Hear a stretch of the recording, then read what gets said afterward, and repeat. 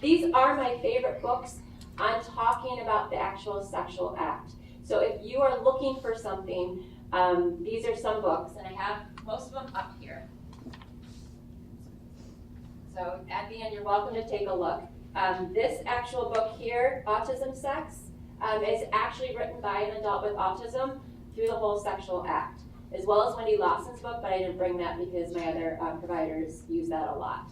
I also like Wendy Lawson's book because she talks about all the transgender, gay, lesbian pieces. I learned a lot from her about non-binary and all those pieces, so it's a good education too for me. Love, Sex, and Long-Term Relationships. And so this is interviews with individuals, older with special needs, about some of those sensory pieces they might have during sex, how to communicate during sex, all those different kinds of pieces.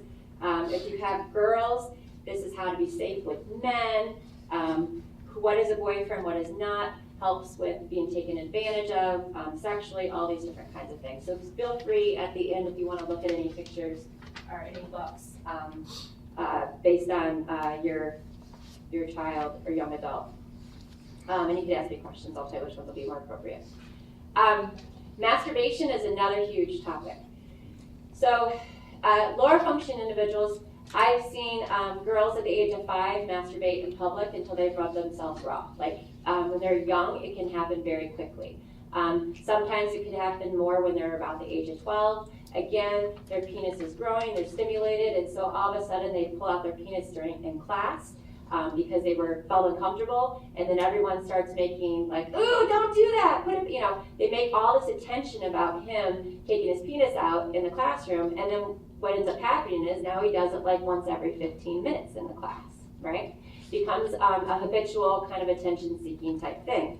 And so one thing that we've done for this, which has been really, really successful, is we give them what they want. We're going to teach them how to masturbate, but in a timely manner. When we talk about lower function individuals, they're not masturbating to ejaculation, okay? It's just to kind of play with themselves, all right? And so what we're trying to do is look to see if there's any antecedents, anything that happens right before they pull their penis out in class. And so it could literally be that I've had some kids where they take their finger, put it in their anus and smell it. I've had other kids that do the little giggle with their and a little hand motion right before they take out their penis. So you want to look at that. You also want to see how often they're doing it. Because if they're doing it every 15 minutes, then what we're going to do is we're going to teach them to go to the bathroom every 14 minutes before it happens. So every 14 minutes, you have them go to the bathroom. Every time you see the antecedent, you have them go to the bathroom.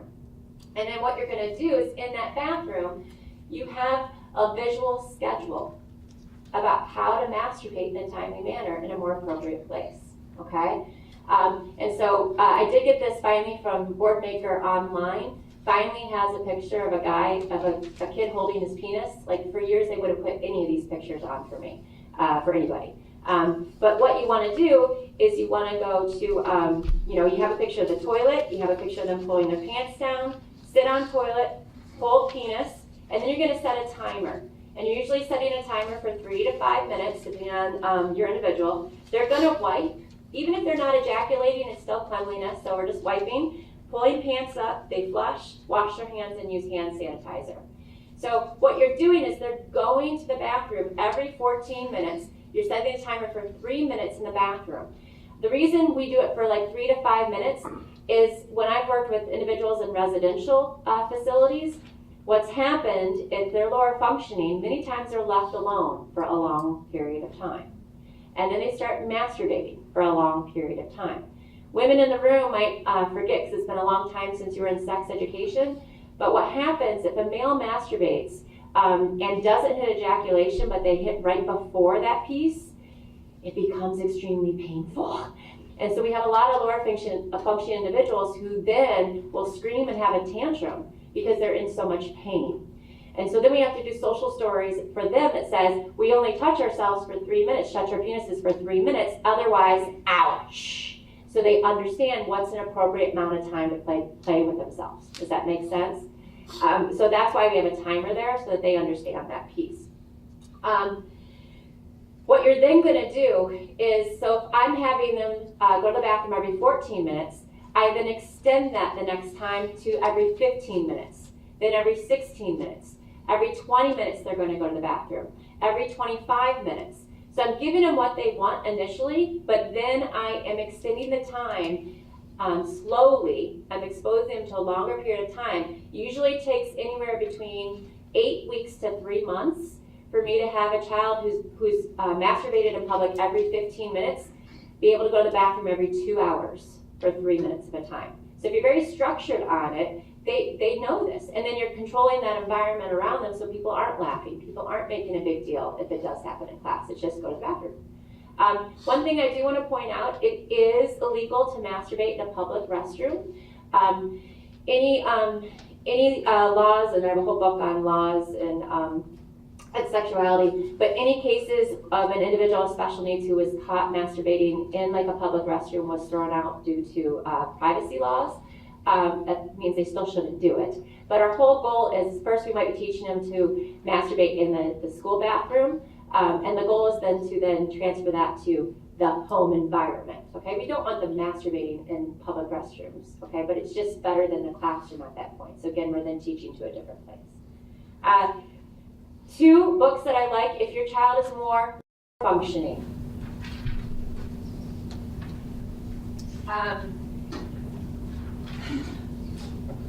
Kate Reynolds has created 2 books that are very visual, things Tom likes and things Ellie likes, and it's how to masturbate in your bedroom, okay?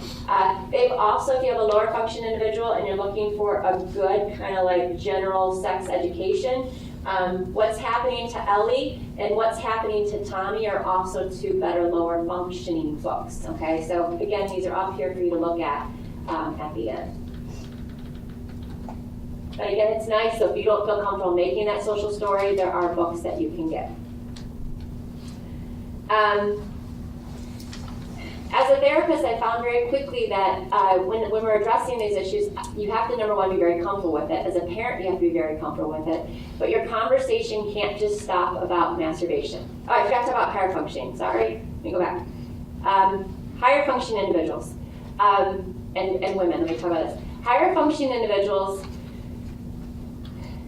if they have masturbated to ejaculation and they have a special interest, it may become a perseveration, okay? And because ejaculation, once they experience it, is really pleasurable, okay? And so part of what you have to do is, number one, you have to ask them how many times a week are they masturbating to ejaculation. And don't be thrown off if it's like 5 or 10, okay? Some research studies have said like 5 was one average that they found in the autism population. I had a kid that literally masturbated 10 times a week, okay, to ejaculation. And parents look at me kind of strange because I'm like, well, this is what we're going to do. We're going to give him what he wants, but we're going to try and reduce it slowly. So the first thing we're going to do is try and involve dad if dad's around, because we need that role model. Okay? If dad isn't there, that's okay. We still want to normalize it. It is normal to masturbate. But with most men, when they first kind of discover themselves, it might be like 3 times that first week. And so right now you're at 10. How do we get to 3? How many times did you masturbate yesterday? 3 times. Okay, so tomorrow, I actually want you to masturbate to ejaculation 2 times. Some parents are like, what? And I'm like, no, we're trying to give him permission. So he did it 3 times, let's give him 2 tomorrow. Then we just put out a calendar. The next day might be 2 again. The next day is 1 time. Then the next time is 1 time. 1 time. And then all of a sudden they're at 5 times a week instead of 10 times a week. Okay? So you're trying to reduce it. Then it'll be every other day. Then it might be just on Saturdays. You're trying to reduce that time for them. With women, it's very different. And this is where our individuals with special needs, if they're boys, they many times look different or they're socially different. And so if they want to have sex with a female, females typically are like, no. They say no, right? Now, if I have a female with autism or who has special needs, and they want to have sex with a male, do males typically say no? No. They say yes. okay? And so a lot of females, that's why there's a lot more books on protecting females. It's very common. I had one female that had 32 different partners in one day in high school. One day. Because all the boys found out about it, and they went and found her, all right? They don't say no. So a big part with them, and I learned this about 11 years ago, I get very visual with girls, okay? I talk about, we call it motivational interviewing. How many sexual partners do you want to have before you get married? And so one girl I was working with, she said, she started having sex at 14, she was 19 at the time of the conversation, and she already had 17 partners. And you know, she had sexually transmitted diseases all the time, natural consequences weren't working, and so I said, how many, you know, you started having sex at the age of 14, I got a dry erase board, and I put a timeline there, and I said, you are now 19 and you've had 17 sexual partners. At what age do you want to get married? And she said 29. So I put 29 there, and I said, how many more sexual partners do you think you or your husband would want you to have by the time you're 29? And she said 2. I said, okay, well, right now at this rate, if you've had 17 sexual partners in 5 years, now that's going to double in the next 10 years, which means now you're going to have 50-some partners by the time you're 29. And our eyes got really big. We have to use visuals and break things down into small parts for them to understand, because talking about it just doesn't help. It has to be visual. That one did backfire, I'm going to be very honest, because she never had sex with anybody except for that one. They have 2 kids now, and he is physically abusive and usually in and out of jail. And so that backfires. So you have to also make sure you're pairing that with, you know, who's safe to have sex with and who's not, okay? You have to be very, very clear on those kinds of things.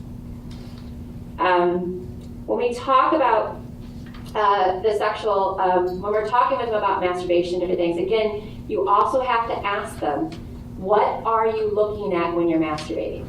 You can't just assume they're looking at appropriate things. Remember that 5-year lag in understanding sexual concepts? So if you have an 18-year-old who is engaging in masturbation and is on the internet, which they are, all right, what do you think they're looking at?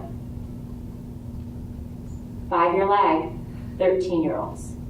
It's child pornography. And this is why these are things that have to be included in the sexual education program at the age of 12. We know these things. We know they're not right, but our individuals with special needs do not. And that has to be part of that education process. At the age of 12, we're teaching them what pornography is, what child pornography is, what masturbation in public is, what stalking behaviors are. So we're letting them know, you know, this is inappropriate. So you have to be willing to say, can you show me? Know that if it is downloaded on your computer, it is a federal offense. Okay, I have a whole book about an adult with autism who did that. He was a teacher. He just entered in, like, it had nothing to do with child pornography, but it got downloaded on his computer and he lost his job. And so that's a great book. It'll make you cry. I cried the whole plane ride when I read it. We see it happen a lot, and so. Number one, you want to normalize, it's okay to look at things. They're visual, not auditory, so they're learning by visual. Find out what they're looking at, educate them about child pornography. The hardest thing for me is having them educate them what a victim is. If they have autism, many times they have a hard time taking on that other person's perspective, and so they don't understand that that person in that video is a victim. All right, that person, that child pornography didn't ask to be there, and it's illegal. All right, I've had to get so, I don't want to say superficial, but talk with some of my individuals who have engaged in child pornography to say, you know, what's something you don't like that someone forces you to do at home? And they'll be like, Mom takes the video games from me. And I'll be like, okay, that means you feel victimized when Mom takes the computer games from you. I need you to understand that that child that you're watching in child pornography feels 100 times worse than that. So when I say superficial, I have to kind of think about what are things that they're interested in and how they feel victim to get them to understand that victim role. But it's one of the most challenging things I have tried to do. And then what you need to do is help them find more appropriate sites. And this is where I said I have a very hard time with this. I was presenting in Canada last month on this, and two people who were working in a college setting actually did give me a child pornography, I keep saying child pornography, a pornography video that was software that they've been using, and I haven't watched it yet, so I don't want to recommend it. But those are the kinds of resources we're trying to find and look for, or what are videos they can watch, what are sites they can go to that are safer. And that's where you might need to talk to your spouse and see if they know those kinds of things. My resource around pornography and child pornography was Tony Atwood wrote it, Autism Spectrum, Sexuality and the Law. And that's this right. Stalking behaviors, we also see this a lot, where individuals could just be looking at someone intently for a little while, but then it makes them feel uncomfortable. Stalking involves any kind of persistent or unwanted attempts to communicate. We know that many of our individuals with special needs, they're just trying to seek contact. They're just trying to seek intimacy. They don't know that they're stalking. They don't know that they're staring and that makes someone feel uncomfortable, which is why we have to educate them when they're 12 before it even is happening. Many times, again, we're doing this fix-it approach. We do know in research that they attempt to initiate relationships more often than is typical with strangers and celebrities. Okay, so more so than the normal population, they want those relationships or stalking relationships with strangers or celebrities. And again, I love this quote, adolescents and adults are more likely to touch the person of interest inappropriately, believe that the target must reciprocate their feelings, show obsessional interest, make inappropriate comments, monitor the person's activities, follow them, pursue them in a threatening manner, make threats against the person, and threaten self-harm. These are things that they're more likely to do because they don't know. They think that that person should be reciprocating. And it could be that they've never met them before. Around this, I have like a three contact policy before they're even allowed to like somebody. So I'll say, have you actually texted that person and they've texted you back? Yes. Okay, can I see the text? Make sure it's appropriate. Okay, have you actually had a face-to-face conversation with them? No. Okay, we can't go to you liking them yet. I need you to actually have a 1-minute face-to-face conversation with them, all right? Then the next step would be, have you asked them out and have they said yes? If so, then now we can start to have feelings that you might like them. We want to use, again, visuals, social stories to help. To gradually decrease stalking, I do the same kind of thing that I do with masturbation. So it's the idea that I'm going to give them that person, but in a more appropriate way. So the best thing to do is if I have the person they're stalking involved, I have a lot more success. If I don't, it's a lot harder. So if I have a kid who is texting 420 texts a day to a girl, which is completely inappropriate and can be viewed as stalking, I ask that girl's parents, can he text between 3:30 and 4? We're going to give it to him just in a more appropriate way, so that way he can get it out of his system. If it's around visual in the classroom, what we'll try and do is let them look at that person for 3 seconds every 15 minutes. So when the timer goes off at 15 minutes, you can look at Jane for 3 seconds. Okay, now get back to work. And then again, we do every 20 minutes. Look at Jane for 3 seconds, and then go back to work. Now go to 25 minutes. So we're constantly doing those kinds of things. Again, our community doesn't set ourselves up for success. We've worked with a lot of really neat individuals, some with Soto syndrome, which is a genetic disorder where kids reach puberty like at the age of 8. So they look like an 18-year-old at the age of 8. So I want you to imagine, a 14-year-old individual with Soto syndrome riding his bike down the street. He's going to look like he's 32 years of age, and some woman is getting undressed, and her blinds are open. Of course, that individual is going to stop and look. But these are the things that we're dealing with because the education didn't happen earlier on. And the idea is well, I didn't do anything wrong. She left it open. She left the blinds open, so I was watching. Yes, but what you did by staying and watching is illegal, and that's actually worse than what she did. And that did become a stalking behavior for that person. So what we did with him is he was going past her house like 250 times a day on his bike. So we're reducing that to 75 times a day, to 10 times a day. Give it to him, but just more appropriate. And he lived in a great community where everybody understood what was going on. Last thing I want to talk about is gay, lesbian, transgender thoughts and behaviors. And I can talk about this for hours, and I only got like 4 minutes left. We know that they actually do experience more gay, lesbian, transgender thoughts than neurotypical individuals, is the big takeaway source. I love Lawson's book and Goodall and Lawson's book when we're talking about these issues. Those are two individuals. Lawson, I said she's on the spectrum. She does a great job educating, helping people with safe boundaries. I also love the Autism Spectrum Disorder Guide to Sexuality and Relationships because they go a step beyond that and talk about relationships in the workplace, relationships at college, what to do when the college professor asks you to come to office hours. If I have a college girl student who is in love with a professor, she'll actually think she can have sex during office hours with the professor because he's asked her to go. She needs to understand that's just to talk about academics. What to do when your employer asks you out. Is that appropriate? Is that not? All those kinds of things. So those are some great books that talk about that, which are really, really important. Last thing, their special interests and sex.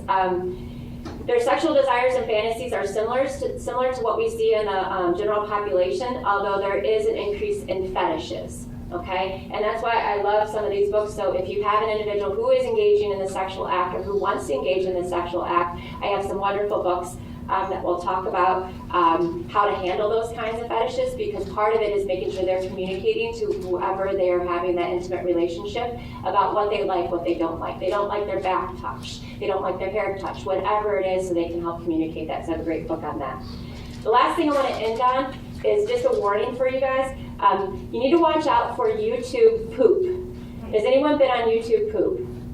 Okay. If your child or a young adult has access to an internet, I'm letting you know right now, he or she's been on YouTube poop.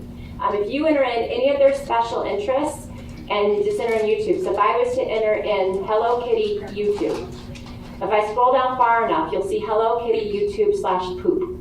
If I was to click on that, what it is, and it's for any special interest. So I watched the one on SpongeBob. I just put in SpongeBob YouTube poop, and it popped up. I'm letting you know, please don't watch it for longer than 10 seconds because you will have a psychotic episode yourself if you watch it for longer than that. What happens is it's slight visual ideas of SpongeBob having a penis in his ear, having snot come out of his nose and him shoving it up his butt. It is all these phallic sexual images and sounds that go really, really fast. And then what our kids do and the young adults is they script it. So then we think they're having psychotic episodes because they're talking about SpongeBob, penis, in nose, oh, anus, hair flying out of his penis, and all these different things. We're like, what is going on? And that's what YouTube poop is showing, okay? So you need to block that because your individuals can have access to it, and that's where they learn a lot of these things, okay? So that's just a warning. Other helpful articles, if you're looking into that sex crime, educating law enforcement. I know there's a law enforcement guy talking right now, which is awesome. Go talk to him too, but these are some great resources on that.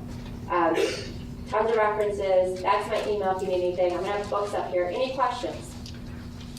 I know it's an uncomfortable topic. If you're introverted and want to ask me up here, that's fine. Please help me thank Kara.